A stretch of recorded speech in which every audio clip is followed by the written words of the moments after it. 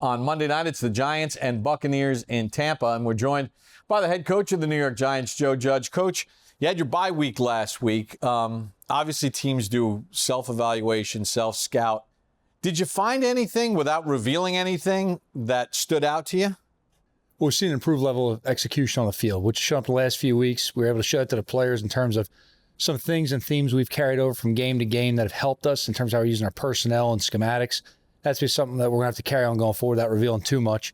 But then also just the awareness within the situations that has shown up with the players and the maturity that's showing up on the field, a lot of the young guys, has really started developing. So we got to do a better job down the stretch. We got to play our most consistent football going forward. It's important to improve week by week. But, it's important to show the team as well, this is what we've done, that we've done well. We got to keep building on. This is what we got to correct to be a better team. You've seen a lot of younger players given opportunities, and a lot of guys have seized that opportunity. Can you just talk a little bit about your staff and how they help prepare these young guys to be called upon when needed?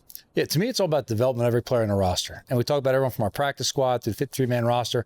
We get everybody ready every week. You never know when you're going to have those guys go on there and perform. And we expect at some point in the year, everyone to go out there and play for us. Last week we really focused a lot on those younger players having a couple extra days of practice.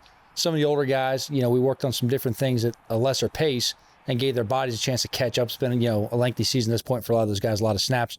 But the focus for the most part last week was a lot of the younger guys, getting them extra work on the field, developing their techniques and some understanding what we're doing schematically. We get them ready every week. We expect them to go out there and perform, but you coach every player like they've got to play every snap, and eventually they will. Are you chomping at the bit a little bit? I mean, you have your bye week, you had opportunity practices last week, and now you have an extra day before you have to play the Buccaneers. Are you kind of just fired up like, okay, it's football weather, let's kind of get going now? I think the thing on the bye week that always kind of bring you back to center and get you anxious to get back to football is when you're sitting at home on the couch watching other people play. And that's always, you're a fan for, call it 6 hours on a Sunday, and you're there just long enough to realize how much you miss being in the competition, and you get sick of watching other people play. So, coaches, players, everyone came back in the building on Monday.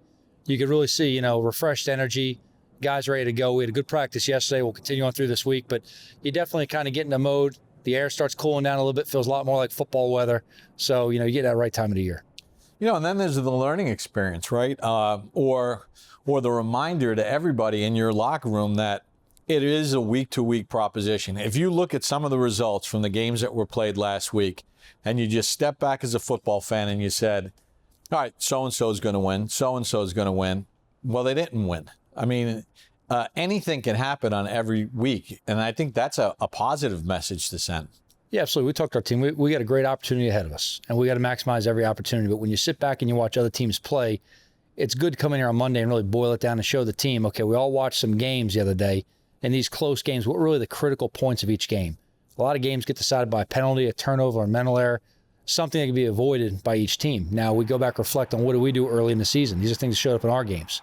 We've got to learn from other people's mistakes as well as our own mistakes, not repeat that going forward. And we have to be, highly alert to how we practice and prepare to not go out there and let something we can avoid cost us an opportunity for success. Final question. You're playing Brady and the Bucs for the second year in a row, gave them all they could handle last year at MetLife Stadium. You've been around Tom for a long time in your time with New England. Can you talk about how dialed in he's going to be this week, especially with the way they played as a team last week? Well, I think you always have to expect to get Tom's best. He prepares, relentlessly every week. He takes, extreme care of his body to make sure he's physically ready to go on the field, and his mental preparation and his emotional preparation to get ready for the situation he's going to play in the game is just outstanding. This is a guy that raises everybody's level of play around him. He's obviously one of the best to ever play the game for a reason. He's had, sustained, consistent success because of how he prepares. But, anytime you play Tom, you got to expect to see his best every time. Coach, best of luck on Monday night. Thanks, Bob.